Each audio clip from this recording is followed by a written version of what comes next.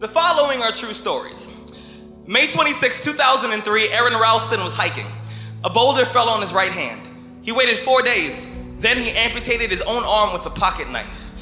On New Year's Eve, a woman was bungee jumping in Zimbabwe. The cord broke. She then fell into a river and had to swim back to land in crocodile-infested waters with a broken collarbone. The most amazing part of these stories is when asked about the experience, they all smiled, shrugged, and said, "I guess things could have been worse." When your day is a museum of disappointments hanging from events that were outside of your control.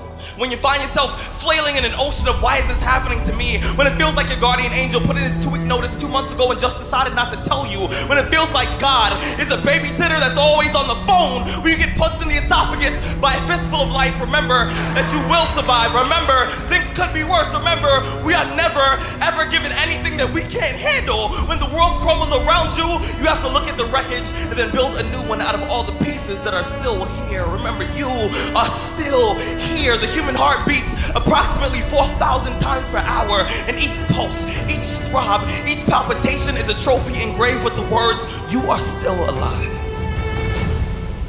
You are still alive. Act like it.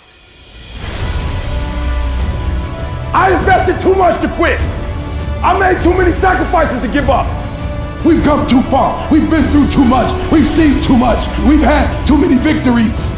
We have seen defeat. We've looked defeat in the face and we've overcome it. We've come too far to give up now. We've come too far to be negative now. We've come too far to start overthinking now. So when life happens, I don't just sit there and cry. I buck back. I buck back. And the process is not supposed to be comfortable. So if it hurts, welcome to the big leagues. If you feel like you're under heat, praise God. If you feel like you're being pressured, praise God. But when God looks like he's pulling you back, eventually he's gonna let you go. And the farther he pulls you back, the farther he pulls you back, once he releases you, boom. The spirit of resiliency, the spirit of grit, it's in your DNA, it's in your blood. Overcoming is in your blood. Getting through adversity is in your blood. Your ancestors got through so much more. We will be all right. We need to focus on where we're going, not where we come from and what's happening. I just need you to keep walking toward it. I don't need you thinking about it no more. You're doing too much thinking. You analyze it too much. You're talking yourself out of it. I don't know if this is gonna work. I tried and it didn't work. I just need you to keep moving. I need you to make up in your mind that the only way you can lose is if you quit. I just need you to keep going.